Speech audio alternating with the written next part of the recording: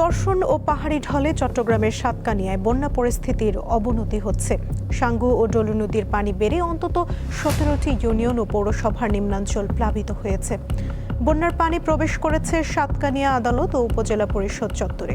টানা বৃষ্টি ও পাহাড়ি ঢলে হবিগঞ্জে খোয়াই নদীর বাঁধ ভেঙে অন্তত 20টি গ্রামের মানুষ পানিবন্দী হয়ে পড়েছে। রাতে সদর উপজেলার চারহামুয়া কালীগঞ্জ এলাকায় বাঁধ ভেঙে বিস্তীর্ণ এলাকা প্লাবিত হয়। পটুয়াখালীতে গত এক সপ্তাহ ধরে থেমে থেমে মাঝারি থেকে ভারী বৃষ্টিপাত হচ্ছে। পায়রা সহ দেশের সব সমুদ্র বন্দরকে 3 নম্বর স্থানীয় সতর্ক সংকেত দেখিয়ে যেতে বলা হয়েছে। উত্তরের জেলা নওগাঁতেও বাড়তে শুরু করেছে নদ নদীর পানি।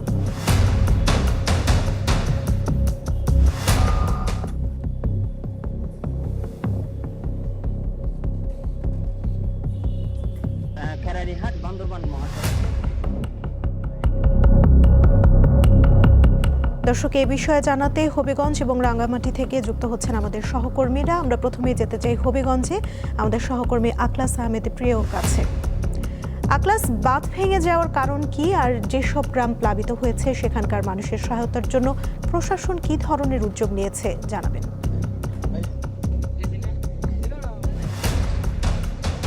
সুমনা, আপনি যেমনটা বলছিলেন যে গতকাল রাত থেকে এখন পর্যন্ত হবিগঞ্জ সদর উপজেলার প্রায় 20টি গ্রাম প্লাবিত হয়েছে। যে আপনি যেমনটা জানতে চেয়েছেন যে আসলে হবিগঞ্জের যে চরহামুয়া, বিশেষ করে কালীগঞ্জে যে খোয়াই নদীর বাঁধ গতকাল সন্ধ্যার দিকে বাঁধ ভেঙে যায়। এই বাঁধ ভেঙে যাওয়ার সাথে সাথে কিন্তু প্রবল বেগে যে লস্করপুর ইউনিয়নের যে 20টি গ্রামে প্রবেশ করে।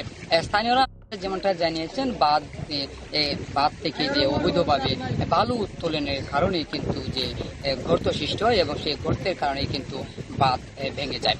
এই বাঁধ ভেঙে যাওয়ার পর থেকে বিশেষ করে এখানকার 20টি গ্রামের মানুষ কিন্তু দুর্ভোগে রয়েছেন। বিশেষ করে তারা আজকে সকাল থেকে আমরা দেখেছি যে তারা বিভিন্ন আশ্রয় কেন্দ্রে উঠেছেন এবং গতকাল রাত্রে কিন্তু তারা এদিক সেদিক ছুটাছুটি করছিলেন এবং তারা আশ্রয় কেন্দ্রে যাওয়ার জন্য প্রস্তুতি নিয়েছিলেন এবং অনেকেই আশ্রয় কেন্দ্র না পেয়ে তাদের যে আসবাবপত্র, গরু ছাগল নিয়ে কিন্তু তারা আত্মীয় স্বজনের বাড়িতে উঠেছেন। আমরা কথা বলেছিলাম যে জেলা প্রশাসনের সাথে, তারা আমাদের নিয়েছেন যে বন্যা দুর্গতদের জন্য যে জেলায় প্রায় 8টি আশ্রয় কেন্দ্র প্রস্তুত করা হয়েছে। এই আশ্রয় কেন্দ্রগুলির মধ্যে কিন্তু এই যে বন্যা দুর্গতদের এই আশ্রয় কেন্দ্রে ওঠার জন্য বলা হয়েছে এবং গতকাল রাত্রে কিন্তু মাইকিং করে সবাইকে সতর্ক থাকার আহ্বান জানানো হয়েছে। পানীয় নগর যেটা আমাদের জানিয়েছে যে বন্যা দুর্গত এলাকা তারা তৈরি করছেন এবং গতকাল রাত্রেই কিন্তু যে হবিগঞ্জের যে 2টি বাঁধ যে ভেঙে গেছে খোয়াই নদীর, সেই বাঁধগুলো তারা পরিদর্শন করেছেন। আমরা যতটুকু জানি যে গতকাল রাত 11:30টায় বিশেষ করে দুলিয়াখাল মিরপুর সড়কটি পানিতে তলিয়ে যায়, যে কারণে যান চলাচল কিন্তু অনেকটাই বিঘ্ন ঘটে। এছাড়া বানিয়াচংয়ের যে রাধাপুর যে খোয়াই বাঁধটি ভেঙে যায়, খোয়াই বাঁধটি ভেঙে কিন্তু যে হাওড়ে পানি প্রবেশ করে। বিশেষ করে বর্তমানে পানি অনেকটাই নদ নদী থেকে কমতে শুরু করলো, যে গ্রামাঞ্চলে কিন্তু পানি বৃদ্ধি পেয়েছে এবং মানুষের ভোগান্তি কিন্তু অনেকটাই বৃদ্ধি পেয়েছে। আমরা যতটুকু জানি যে আজকে সকাল 11টায় একটু পরে যে হবিগঞ্জ 3 আসনের সংসদ সদস্য এবং জাতীয় সংসদের উইপ আলহাজ জি কে ঘোষ এবং জেলা প্রশাসক সহ ঊর্ধ্বতন কর্মকর্তারা কিন্তু সেই বাঁধ পরিদর্শন করবেন বলে আমাদের জানিয়েছে। দর্শক, রাঙ্গামাটি থেকে এবারে এ বিষয়ে জানবো। রাঙ্গামাটি থেকে যুক্ত আছেন সহকর্মী মিশু দে। মিশু, রাঙ্গামাটিতে পর্যটন কেন্দ্রগুলোর কি অবস্থা দেখছেন, আর জেলায় নতুন করে কোনো এলাকা কি প্লাবিত হয়েছে জানাবেন। হ্যাঁ সুমনা, গত কয়েকদিনের যে টানা বর্ষণ রাঙামাটিতে চলছিল তা আজ সকাল থেকে কিছুটা কমেছে। আর রাঙামাটির বাঘাইছড়ি উপজেলায় ইতিমধ্যে আমরা যতটুকু শুনেছি 10 থেকে 15টি গ্রাম প্লাবিত হয়েছে। পাহাড়ি ঢল কিন্তু এখনও নামছে, যার কারণে নতুন নতুন গ্রাম প্লাবিত হওয়ার সম্ভাবনা দেখা দিয়েছে। এতে করে বাঘাইছড়িতে শুধুমাত্র 3500 মানুষ কিন্তু আশ্রয়কেন্দ্রে আশ্রয় নিয়েছে। পাশাপাশি রাঙামাটি শহরের 16টি আশ্রয়কেন্দ্রে কিন্তু এখনো পর্যন্ত 1000-এর মতো পাহাড় ধসের ঝুঁকিতে বসবাস করা মানুষ আশ্রয় নিয়েছে। এছাড়াও আমরা সাজেকে কিন্তু গত কয়েকদিনের যে টানা বর্ষণ ছিল তার কারণে সাজেকের সাথে যোগাযোগ বন্ধ ছিল রাঙামাটি এবং খাগড়াছড়ির, যার কারণে পর্যটক ভ্রমণের নিষেধাজ্ঞা দেয় প্রশাসন, সেই নিষেধাজ্ঞা এখনো বলবৎ রয়েছে। তবে সাজেকে আটকে পড়া যে 5 শতাধিক পর্যটক, তার মধ্যে 1.5 শতাধিক পর্যটক গতকাল তাদেরকে সেনাবাহিনী তাদের নিজ নিজ গন্তব্যে নৌকা যোগে পাঠিয়ে দিয়েছে। কিন্তু কিছুক্ষণ আগে আমরা খবর পেয়েছি বাদবাকি যে পর্যটকগুলো রয়েছে তারা কিন্তু তাদের যে এসকর্ট কিন্তু তাদের যাত্রা করেছে, তারাও কিন্তু সাজেক থেকে নেমে গিয়েছে। আর কিছুক্ষণের মধ্যে হয়তো তারা খাগড়াছড়িতে পৌঁছে যাবে, কারণ খাগড়াছড়ি এবং সাজেক সড়কের মধ্যে যে সকল স্পটে পানি জমা ছিল সেগুলো কিন্তু সরে গিয়েছে, যার কারণে পর্যটকদের নিজ নিজ গন্তব্যে পৌঁছে দিচ্ছে সেনাবাহিনী।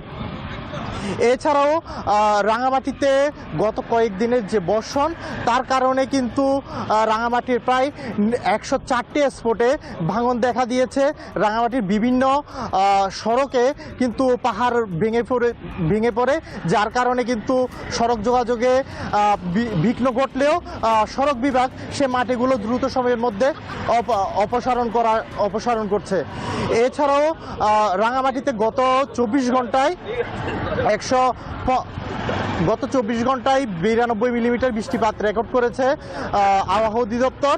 এছাড়াও রাঙামাটির যে আশ্রয়কেন্দ্রগুলো রয়েছে সেগুলো কিন্তু ইতিমধ্যে সে আশ্রয়কেন্দ্রগুলোর খোঁজ খবর রাখছেন রাঙামাটির সংসদ সদস্য দীপেন দেওয়ান এবং রাঙামাটি পার্বত্য চট্টগ্রাম বিষয়ক মন্ত্রণালয়ের প্রতিমন্ত্রী মীর হেলাল। রাঙামাটিতে সরকারের পক্ষ থেকে 500 মেট্রিক টন চাল বরাদ্দ দেওয়া হয়েছে ক্ষতিগ্রস্তদের মাঝে বিতরণের জন্য। এই ছিল রাঙামাটি থেকে আমার কাছে সর্বশেষ। দর্শক, বন্যা পরিস্থিতি নিয়ে জানাচ্ছিলেন আমাদের সহকর্মীরা। হবিগঞ্জ থেকে যুক্ত ছিলেন সহকর্মী আখলাস আহমেদ প্রিয় এবং রাঙামাটি থেকে যুক্ত ছিলেন মিশুদে।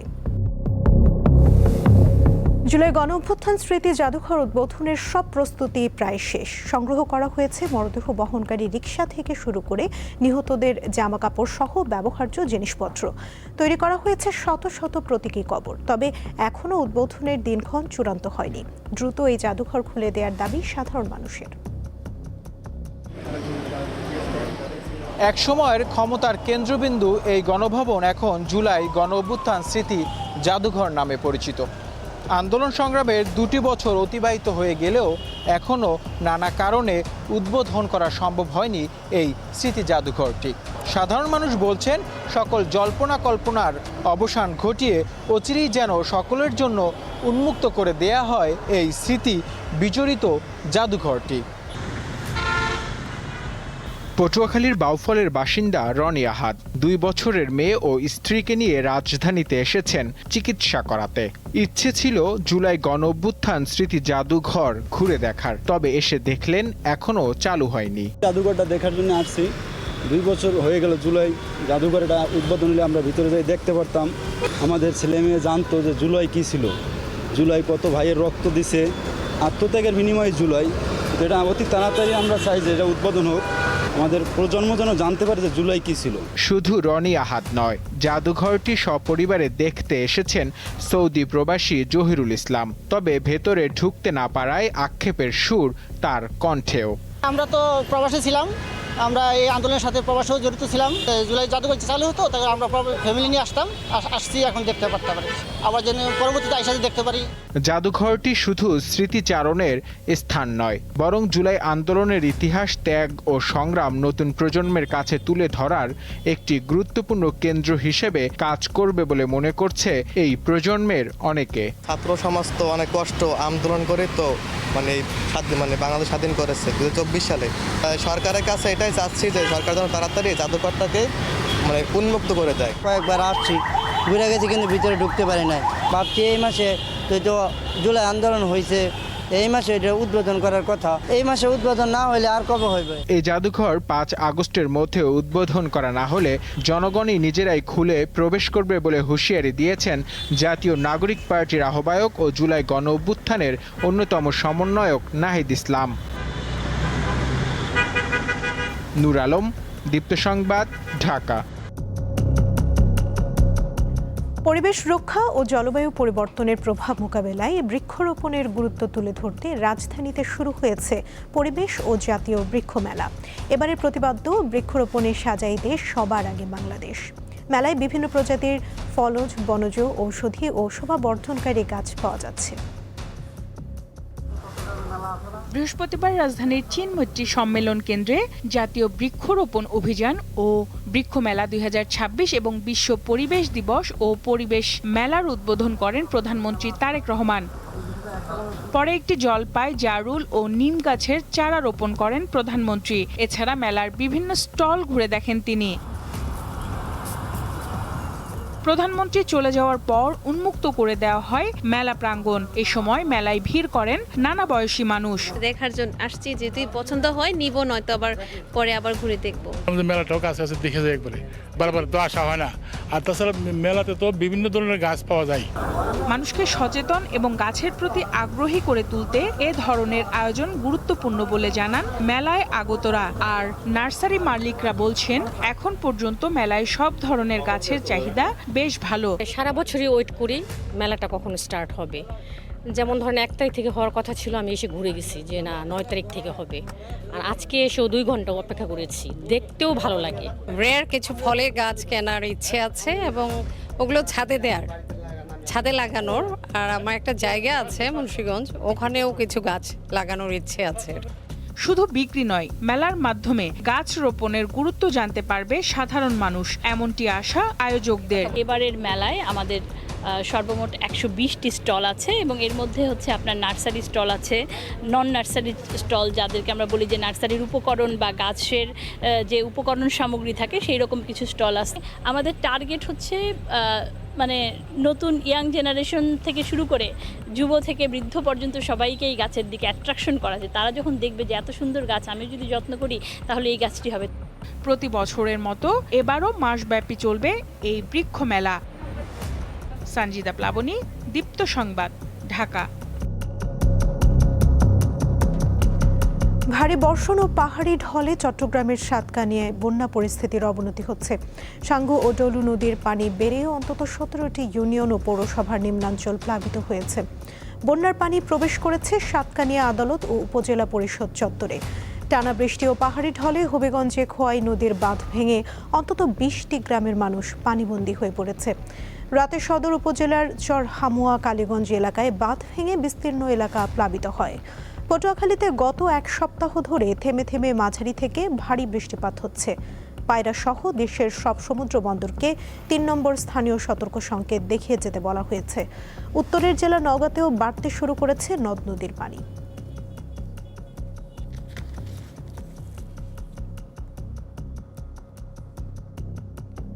খাগড়াছড়ির বন্যা পরিস্থিতি কিছুটা উন্নতি হচ্ছে, তবে এখনও জেলা সদর, দীঘিনালা ও মহালছড়িতে পানিবন্দী হাজারো পরিবার। বিভিন্ন স্থানে পাহাড়ের মাটি ধসে পড়ায় বিঘ্নিত হচ্ছে সড়ক যোগাযোগ ব্যবস্থা। টানা 4 দিনের বৃষ্টি এবং পাহাড়ি ডলে খাগড়াছড়িতে প্রায় নিম্নাঞ্চলগুলো প্লাবিত। এতে করে গৃহবন্দী হয়ে পড়েছে হাজারো পরিবার। বিশেষ করে জেলার দীঘিনালা উপজেলার মেরুং এবং কবাখালী ইউনিয়নের হাজারো পরিবার পানিবন্দী হয়ে পড়েছেন। তারা ইতিমধ্যে আশ্রয়কেন্দ্রে যাওয়ার প্রস্তুতি নিচ্ছেন। গত 2 দিনের টানা বৃষ্টিতে পানি কিছুটা বাড়লেও গতকাল রাত থেকে বৃষ্টির পরিমাণ কিছুটা কমে যাওয়ায় এখন পর্যন্ত পানির লেভেলটা কিছুটা কমেছে এবং পানি নামতে শুরু করেছে। খাগড়াছড়ির দীঘিনালা এবং মহালছড়ি অন্যান্য উপজেলা যে গৃহবন্দী হয়ে আছে পানিতে, তারা দুর্ভোগ পার করছেন। এছাড়া পানিবন্দী হয়ে যাওয়ার কারণে খাগড়াছড়ির দীঘিনালা এবং সাজেক সড়ক এবং লৌমধুর সাথে যে সংযোগ সড়ক ছিল সেগুলো তুলে যাওয়ার কারণে যোগাযোগ ব্যবস্থা সারা দেশের সাথে একেবারেই বন্ধ হয়ে আছে। বাসার পানির নিচে বর্তমান, এখন বাসা থেকে পাকশা করার মতো কিছু নাই, এখন সিটা নিয়ে যেতে বাজারে তরকারি নেওয়ার জন্য। এখন তো দেখি যে এখানে আইসা খুব রোড শক্ত হইতেছে, পারাবার ভ্যান টলি দিয়ে মানুষ পারাবার করতেছে, তাই ক্রমশমান পানি রাস্তায় করতেছি। প্রতি বছরই রাস্তা এটা তলে যা বুকমান পানি হয়, মানুষের কষ্ট বেশি হয়।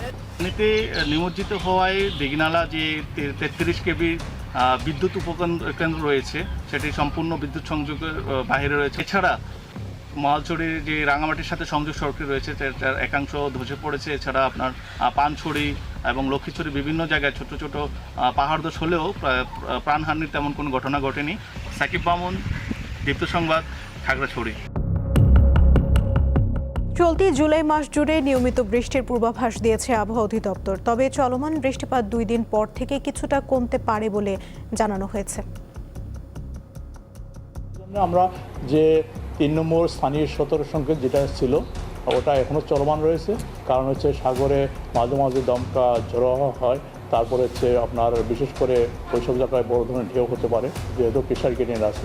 এই জন্য সাগরে এসে মাছ ধরা নৌকা ট্রলারকে তাদেরকে এখনও সাবধানে চলাচল করতে বলা হয়েছে। পাহাড়ের অবস্থা তো এমনি ধরনের স্যাচুরেটেড অবস্থা, এখন তো অল্প বৃষ্টি হলেও কিছুটা শঙ্কা থাকে, এখন কিছুটা শঙ্কা রয়েছে, তবে যেহেতু বৃষ্টি কমে আসতেছে গ্র্যাজুয়ালি এই পরিস্থিতি উন্নতির দিকে যাচ্ছে। প্লাস্টিকের বোতল জমা দিলেই মিলছে গাছ, পাওয়া যাচ্ছে গাছের পরিচর্যায় উদ্ভিদ বিশেষজ্ঞের পরামর্শ। রাজধানীতে শুরু হওয়া সপ্তাহব্যাপী পরিবেশ মেলায় দেখা যায় এসব উদ্যোগ। পরিবেশ রক্ষার দায়িত্ব শুধুমাত্র রাষ্ট্র কিংবা সরকারের নয়, বরং প্রতিটি নাগরিকের। আর সেই উদ্যোগ শুরু হতে পারে একটি প্লাস্টিকের বোতল রিসাইক্লিং কিংবা একটি গাছ লাগানোর মাধ্যমে। আর এমন ধারণা নিয়েই চলছে পরিবেশ মেলা। পরিবেশ অধিদপ্তরের উদ্যোগে রাজধানীর শেরেবাংলা নগরের পুরাতন বাণিজ্য মেলার মাঠে চলছে সপ্তাহব্যাপী পরিবেশ মেলা। মেলার শেষ প্রান্তে সবচেয়ে বেশি ভিড়, যেখানে ব্যবহার শেষে ফেলে দেওয়া প্লাস্টিকের বোতল জমা দিলে মিলছে একটি গাছের চারা। আয়োজকদের বিশ্বাস, এমন উদ্যোগ নাগরিকদের পরিবেশ বান্ধব অভ্যাস গড়তে উৎসাহ দেবে। খালি বোতল যেটা আসলে আমরা ময়লা হিসেবেই ফেলে দিচ্ছি, তারা এটা কালেক্ট করতেছে, এটার বিনিময়ে তারা একটা করে গাছ দিচ্ছে আর কি। এটা আমার কাছে খুবই ইনোভেটিভ লাগছে। এই প্লাস্টিকটা যে কোনো জায়গায় পড়ে থাকলে এটা হচ্ছে মাটির সাথে মিশতেছে না, মাটির উর্বরতাকে কমাচ্ছে, সেই জায়গা থেকে এই প্লাস্টিকটা আমরা কালেক্ট করে রিসাইকেল করতে পারছি। গাছের সঠিক পরিচর্যায় মেলায় রয়েছে ট্রি ডক্টর কর্নার। সেখানে উদ্ভিদ বিশেষজ্ঞরা গাছের রোগ, পরিচর্যা ও রক্ষণাবেক্ষণ বিষয়ে দর্শনার্থীদের পরামর্শ দিচ্ছেন। ওনার কাছ থেকে জেনে নিলাম যে এখানে কি প্রয়োগ করলে বা কিভাবে আমি বিভিন্ন ধরনের ফলকে মানে খুব অল্প ম্যানেজমেন্টের মাধ্যমে আমি এটাকে গাছগুলোকে সুস্থ রাখতে পারবো। যারা গাছ যত্ন করছেন তারা নানান রকম চ্যালেঞ্জের মধ্য দিয়ে যান, গাছের অসুখ হয়, তার চিকিৎসা দরকার হয়, তো সেই ভাবনা থেকে কিন্তু আমরা গাছের ডাক্তারকে আসলে এখানে আমরা সংযুক্ত করেছি। পরিবেশ বিষয়ক বিভিন্ন সংগঠন, পরিবেশ বান্ধব প্রযুক্তি, বর্জ্য ব্যবস্থাপনা ও প্রকৃতি নিয়ে কাজ করা বিভিন্ন প্রতিষ্ঠান তাদের উদ্ভাবনী উদ্যোগ তুলে ধরছে মেলায়। যেসব বাসা বাড়িতে এখন বাধ্যতামূলক করা হয়েছে সিওএস ট্রিটমেন্ট করার জন্য, অর্থাৎ পয় বর্জ্য, সেগুলোর জন্য এই মেশিনটি অত্যাধুনিক এবং অত্যন্ত পরিবেশের জন্য গুরুত্ব বহন করবে। একটা কুলিং সিস্টেম তৈরি করেছি যেটার মাধ্যমে বাসাটাকে কুল করা যাবে উইথাউট এসি। বিশ্ব পরিবেশ দিবস উপলক্ষে প্রতিদিন সকাল 10টা থেকে রাত 8টা পর্যন্ত চলা এই মেলায় ভিড় করছেন নানা বয়সী মানুষ। আর সাংস্কৃতিক আয়োজন হয়ে উঠছে পরিবেশ সচেতনতার অন্যতম মাধ্যম। গান ও বিভিন্ন কথামালার মধ্য দিয়ে তুলে ধরা হচ্ছে প্রকৃতি রক্ষার বার্তা। পরিবেশ রক্ষা যে একদিনের কোনো প্রতিশ্রুতির বিষয় নয়, বরং এটি মানুষের দৈনন্দিন অভ্যাসের বিষয়, সে বার্তাই ছড়িয়ে দেওয়া হচ্ছে এই পরিবেশ মেলায়। শিউলি শবনম, দীপ্ত সংবাদ, ঢাকা। রাজধানীতে যানজটমুক্ত যাতায়াতের জনপ্রিয় মাধ্যম মেট্রো রেলের চলাচলের সময় রাতে আরও 20 মিনিট বাড়িয়েছে কর্তৃপক্ষ। সময় বাড়ানোর এই সিদ্ধান্তকে স্বাগত জানালেও একে পর্যাপ্ত মনে করছেন না যাত্রীরা। বিশেষ করে বেসরকারি চাকুরিজীবী ও ব্যবসায়ীদের দাবি শেষ ট্রেন অন্তত রাত 11টা পর্যন্ত করার। যান্ত্রিক নগরীতে স্বস্তির আরেক নাম মেট্রো রেল। দ্রুত ও নির্বিঘ্নে গন্তব্যে পৌঁছাতে প্রতিদিন লাখো মানুষের প্রথম পছন্দ আধুনিক এই গণপরিবহন। যাতায়াতের সুবিধার্থে ও আরও সহজ ও আরামদায়ক করতে মেট্রো রেল কর্তৃপক্ষ ট্রেন চলাচলের সময়সীমা 20 মিনিট বাড়িয়েছে। কিন্তু এই বর্ধিত সময়ে কতটুকু স্বস্তি পাচ্ছেন নগরবাসী? সাধারণত অন্যান্য গণপরিবহন যখন ফাঁকা হতে শুরু করে তখন মেট্রো রেল স্টেশনগুলোতে বাড়তে থাকে মানুষের চাপ। বেসরকারি চাকরিজীবী, গণমাধ্যম কর্মী কিংবা ক্ষুদ্র ব্যবসায়ীদের বড় অংশই এখন রাতের যাতায়াতে মেট্রোর উপর নির্ভরশীল। অফিস টাইম শেষ করে আসতেও অনেক ভোগান্তির শিকার হতে হয় সবাইকে। তো এই দিক দিয়ে আসলে সময়টা আরেকটু বৃদ্ধি করলে অবশ্যই যাত্রীদের জন্য আরো অনেক ভালো হবে। আমি একজন আইটি ইঞ্জিনিয়ার, দেখাতে হলো 10টাও বাঁচতে পারে, তো এরকম সময় যদি আমরা মেট্রো রেলের সার্ভিসটা পাই তাহলে আমাদের জন্য বেটার হয়। যে টাইমটা এই টাইমে আসলে এই সাধারণ যাত্রীরা রাস্তায় থাকে। গত 7 জুন থেকে 20 মিনিট বাড়তি সময় পাওয়া গেলেও শেষ সময়ে স্টেশনে দেখা যাচ্ছে উপচে পড়া ভিড়। পুরনো সময় অনুযায়ী উত্তরা থেকে মতিঝিল সর্বশেষ ট্রেন রাত 9টা 30 মিনিটে, মতিঝিল থেকে উত্তরা সর্বশেষ ট্রেন রাত 10টা 10 মিনিটে। নতুন সময় অনুযায়ী উত্তরা থেকে মতিঝিল সর্বশেষ ট্রেন রাত 9টা 50 মিনিটে, মতিঝিল থেকে উত্তরা সর্বশেষ ট্রেন রাত 10টা 30 মিনিটে। কর্তৃপক্ষ বলছে রাতের বাড়তি সময়ে প্রতিদিন গড়ে 8.5 থেকে 10,000 যাত্রী যুক্ত হয়েছে। তবে ঢাকার বিশাল জনসংখ্যার তুলনায় এই সামান্য সময় বৃদ্ধি পর্যাপ্ত নয় বলছেন সাধারণ মানুষ। এটা সম্ভবত 11টা পর্যন্ত করলে সবার জন্যই ভালো হতো আর কি। অফিসে আমার যত দেরি হোক না কেন, আমি একটা যাওয়ার জন্য আমার একটা নিশ্চিন্ত মনে আমি থাকতে পারবো। 10টা বন্ধ করার পরে কিন্তু 10,000 প্যাসেঞ্জার আপনার বাড়ে নাই, আরও বাড়বে। 10টা কেন, রাত 12টাও যদি হয় তাও অনেক ভালো হবে। ডিএমটিসিএল এর হিসাব অনুযায়ী সময় বাড়ানোর আগে কর্মব্যস্ত এক দিনে 4 লাখ বা এর সামান্য কিছু বেশি যাত্রী মেট্রো রেলে যাতায়াত করতেন।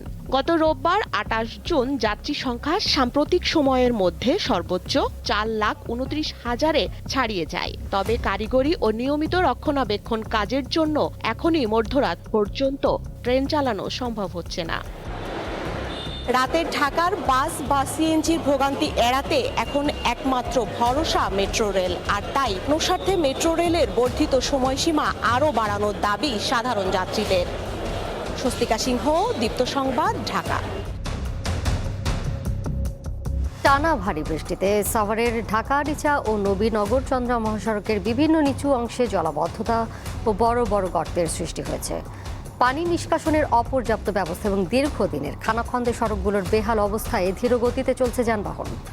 এতে দীর্ঘ যানজটের পাশাপাশি চরম ভোগান্তিতে পড়েছেন যাত্রী ও পরিবহন শ্রমিকরা। টানা বৃষ্টিতে ঢাকা-আরিচা এবং নবীনগর চন্দ্রা মহাসড়কের বিভিন্ন স্থানে জলাবদ্ধতার সৃষ্টি হয়েছে, সেই সাথে গর্ত সৃষ্টি হয়েছে। সকাল থেকে কিন্তু মহাসড়কের বিভিন্ন স্থানে একদিকে পরিবহনের যানজট, আর একদিকে যাত্রীদের দুর্ভোগ। রাস্তার ভিতরে বন্যা পানি, আবার জায়গায় জায়গায় গ্যাপ গর্ত, দেখেন না কি অবস্থা। মাত্র দেখলেন যে কি অবস্থা, একটা পাল্টে খেয়ে পায়ের উপর পরে শেষ পা এখন ভেঙে গেছে না মশা গেছে, কিছুই বলতে পারতেছি না। আমরা তো মোটরসাইকেল তো পানির উপর দিয়ে যেতে পারি না, কারণ রাস্তা পুরো ভাঙ্গা রাস্তাকে গাড়ি চালানো যায় আপনি বলেন। একটা গাড়ি হচ্ছে 4 চাকার থাকে, 4 হুইলার, তারা চলে যেতে পারে, কিন্তু আমরা বাইকটা তো যেতে পারি না। জ্যামজট খাটতে হইতেছে, এই কারণে প্রচণ্ড জ্যামজট। এই জ্যামজটে মনে করেন যে আমরা হয়রানি হইতেছে, সাধারণ জনগণ মনে করেন যে এগুলোর মধ্যে অনেক ভোগান্তি হইতেছে। সকালবেলা প্রায় 1 ঘন্টা 1.5 ঘন্টা জাম চলছি, এই ভাঙ্গার জন্য অনেক সমস্যা হইতেছে আমাদের রাস্তা দিয়ে। বৃষ্টির জন্য রাস্তাঘাট একটু জ্যাম লাগতেছে, তারপরে রাস্তাঘাট নষ্টর কারণে গাড়ি ঘোড়ার দুর্ঘটনার শিকার হচ্ছে। দেখলাম আমরা এক জায়গাতে অ্যাক্সিডেন্ট হয়েছে, তারপরে গাড়ি দ্রুত যেতে পারছে না। ভাঙাচুরা বৃষ্টির কারণে খুবই রাস্তার দুর্ভোগ অবস্থা, মানুষের খুবই খারাপ। টানা কয়েকদিনের বৃষ্টিতে ঢাকা-আরিচা এবং নবীনগর চন্দ্রা মহাসড়কে বিভিন্ন স্থানে গর্ত এবং সেই সাথে বেড়েছে জলাবদ্ধতা। পাশাপাশি এলিভেটেড এক্সপ্রেসওয়ে নির্মাণের কাজের কারণে দুর্ভোগ আরও বেড়েছে। এম এ হালিম, দীপ্ত সংবাদ, সাভার। চট্টগ্রামে বন্যা কবলিত এলাকা পরিদর্শন ও বন্যার্তদের মাঝে ত্রাণ বিতরণ করেছেন জামায়াতের আমির ডাক্তার শফিকুর রহমান। এ সময় তিনি বন্যা দুর্গত এলাকাগুলোকে সর্বোচ্চ গুরুত্ব ও অগ্রাধিকার দিয়ে দ্রুত ত্রাণ সরবরাহ নিশ্চিত করতে সরকারের প্রতি আহ্বান জানান। টানা 5 দিনের ভারী বর্ষণ, পাহাড়ি ঢল ও জোয়ারের প্রভাবে চট্টগ্রামের বাঁশখালী, সাতকানিয়া সহ বিভিন্ন এলাকায় বন্যা পরিস্থিতির সৃষ্টি হয়েছে। সকালে এসব এলাকা পরিদর্শন ও ত্রাণ বিতরণ শেষে সাংবাদিকদের সাথে কথা বলেন তিনি। এ সময় তিনি বাঁশখালী এলাকায় বন্ধ স্লুইস গেট খুলে দেওয়ারও দাবি জানান। আমরা সরকারের কাছে এখান থেকেই দাবি জানাচ্ছি যে সরকার যেন সর্বোচ্চ গুরুত্ব দিয়ে অগ্রাধিকার দিয়ে এই এলাকাগুলোকে দেখে। বাঁশখালী অবশ্যই তার থেকে বাদ যাবে না। আমরা চট্টগ্রামে এসে যতটুকু বুঝতে পারছি যে কয়টা এলাকা বাংলাদেশের মধ্যে সবথেকে সেইটা ক্ষতিগ্রস্ত, বাঁশখালী তাদের একটা। বৃষ্টির কারণে রাজধানীর কাঁচা বাজারে বদলে গেছে গত কয়েক সপ্তাহের হিসাব। সবজির দাম অনেকটা ঊর্ধ্বমুখী, মাছ কিনতেও গুনতে হচ্ছে বাড়তি টাকা। তবে চাল, ডাল, আদা, রসুন ও পেঁয়াজের দাম স্থিতিশীল রয়েছে। আষাঢ়ের বৃষ্টিটা শুক্রবার সকালে যেন আরও অঝোর ধারায় নামে। কখনো একটু কমে আসলেও তাতে ছুটির দিনে আলস্য ভেঙে বাজারে যাওয়ার আগ্রহ থাকে না অনেকের মাঝেই। তাই কি রাজধানীর বনানী কাঁচা বাজারে এমন ফাঁকা চিত্র? বৃষ্টির প্রভাব পড়েছে সবজির দামের ক্ষেত্রেও। প্রায় সব ধরনের সবজির দাম কেজি প্রতি বেড়েছে 20 থেকে 40 টাকা। পটল, ঢেঁড়স ও পেঁপে বিক্রি হচ্ছে 60 টাকায়, করলা 70, ঝিঙা 80 ও বেগুন 100 টাকায় গিয়ে ঠেকেছে। এগুলো তো এখনকার সবজি, এগুলো তো এখনকার সিজনালি সবজি, আসলে দাম কম হওয়ার কথা আমরা মনে করে আসি, কিন্তু কম না। কিছু জিনিসের দাম একটু ঊর্ধ্বগতি করে দেখা যাচ্ছে। তার মধ্যে টমেটো আছে, বেগুন দেখা যাচ্ছে 100 টাকা করে কেজি, টমেটো 300 350 টাকা পর্যন্ত কেজি আছে। কাঁচামরিচ 140 টাকা কেজি, তারপর আপনার বেগুন আছে 100 টাকা কেজি, করলা 70 টাকা। আরও বেশি বাড়বে, এক সপ্তাহ 10 দিন পরে আরও বেশি বাড়বে। তবে চাল ডালের বাজারে তেমন কোনো পরিবর্তন নেই। এই সপ্তাহে তেল একরকম আছে, আর মানে রেগুলার চাল যেগুলো এগুলো ঠিক আছে, কিন্তু মশলার দামটা একটু বাড়ছে।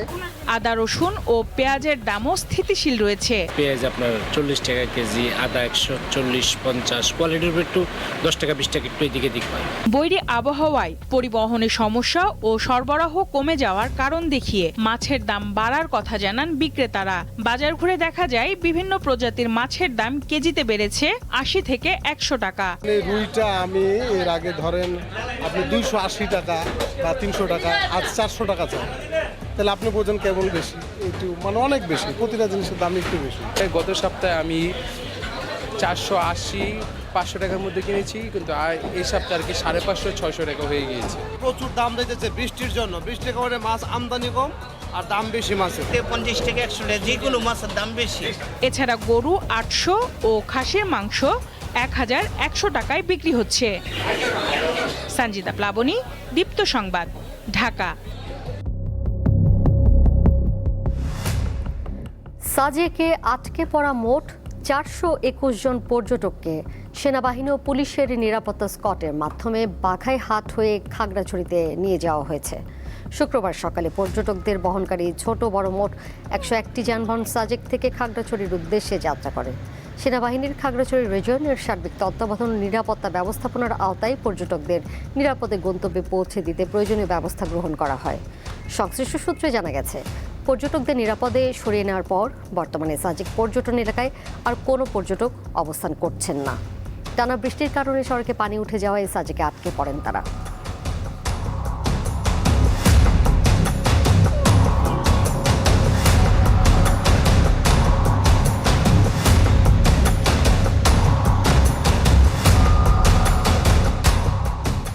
চলতি জুলাই মাস জুড়ে নিয়মিত বৃষ্টির পূর্বাভাস দিয়েছে আবহাওয়া অধিদপ্তর। তবে চলমান বৃষ্টিপাত 2 দিন পর থেকে কিছুটা কমতে পারে বলেও জানানো হয়েছে। টানা বৃষ্টিতে ঢাকার বিভিন্ন স্থানে দেখা দিয়েছে জলাবদ্ধতা, এতে বেড়েছে জনগণের ভোগান্তি। তীব্র গরমে এক পশলা বৃষ্টি জনমনে স্বস্তি এনে দেয়, কিন্তু ঢাকাবাসীর জন্য তার রূপ নেয় ভোগান্তিতে। একটুখানি বৃষ্টি হলেই ঢাকার বেশিরভাগ সড়ক ডুবে যায়। রাজধানীর কাজীপাড়ার এই সড়কটিতে জলাবদ্ধতার কারণে ব্যাহত হচ্ছে যান চলাচল, সেই সাথে ভোগান্তিতে পড়েছেন পথচারীরা। এ চিত্র বীরপুরের কাজীপাড়ার। সড়কের 2 পাশেই পানি জমে আছে।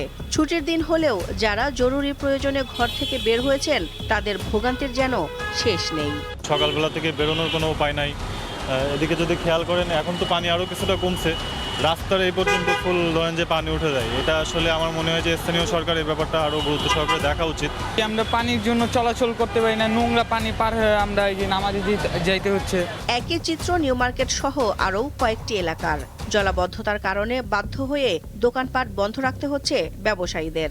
কম বেচে কিনা কম, বৃষ্টি হতো না, মানুষ তো বাইরে না, খুব খারাপ পানি তো দুনিয়ার। এখানে অল্প বৃষ্টিতে পানি জমে যায়, দোকানদারিতে ক্ষতি হয় সবাই। আমাদের এখানে সবাই সচেতন হইতে হবে, এবং কি আমরা যারা দোকান পাট করি ফুটপাতে, এরা ময়লা ফালাবো না, দোকানের নিচে ময়লা হবে না, পানি জমবে না।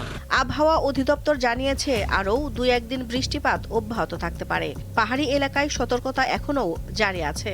ঢাকার উত্তর সাইড এবং দক্ষিণ সাইডে অনেক বৃষ্টি হয়েছে, অতি ভারী বর্ষণ হয়েছে। যেমন টাঙ্গাইলে বৃষ্টি হয়েছে 124 মিলিমিটার, তারপরে মাদারীপুর, ফরিদপুর, গোপালগঞ্জ এইসব জায়গাতেও অতি ভারী বর্ষণ হয়েছে। 11-12 তারিখের পরে বৃষ্টি অনেকটা কমে যাবে। তবে একটা জিনিস খেয়াল রাখতে হবে, এটা যেহেতু বর্ষাকাল আর জুলাই মাসে সবচেয়ে বেশি বৃষ্টি হয়। নর্মাল বৃষ্টি একটা আছে, যে প্রতিদিনই একটা নর্মাল একটা বৃষ্টি আছে, হয়তো সেই বৃষ্টিটা থাকবে। চট্টগ্রাম বিভাগে বৃষ্টিপাত বৃহস্পতিবারের তুলনায় কিছুটা কমেছে, তবে খুলনা, রাজশাহী অঞ্চলে বেড়েছে।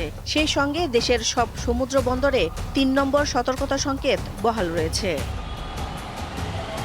দিলশা দানি, দীপ্ত সংবাদ, ঢাকা। স্বাধীনতার সার্বভৌমত্ব, জাতীয় স্বার্থবিরোধী কোনো বিদেশি আধিপত্যবাদী ষড়যন্ত্র জনগণ মেনে নেবে না। প্রয়োজনে জাতীয় স্বার্থ রক্ষায় ঐক্যবদ্ধ হওয়ার কথা জানিয়েছেন ইসলামী আন্দোলনের সিনিয়র নায়েবে আমির মুফতি সৈয়দ মোহাম্মদ ফয়জুল করিম। শুক্রবার জুমার নামাজের পর জাতীয় মসজিদ বায়তুল মোকাররমের উত্তর গেইটে ভারতীয় আগ্রাসনের প্রতিবাদ ও জুলাই সনদ বাস্তবায়নের দাবিতে সমাবেশ ও গণমিছিলের আয়োজন করে ইসলামী আন্দোলন বাংলাদেশ। সমাবেশে দলটির নেতারা বলেন, ভারতের কিছু রাজনৈতিক ও মতাদর্শী গোষ্ঠী দেশের স্বাধীনতা সার্বভৌমত্বের জন্য হুমকি স্বরূপ। জুলাই গণঅভ্যুত্থানের চেতনা ও জনগণের আকাঙ্ক্ষা বাস্তবায়নে সরকার ব্যর্থ হলে আন্দোলনে নামার হুঁশিয়ারি দেন তারা। পরে বায়তুল মোকাররমের উত্তর গেট থেকে গণমিছিল বের করেন নেতাকর্মীরা।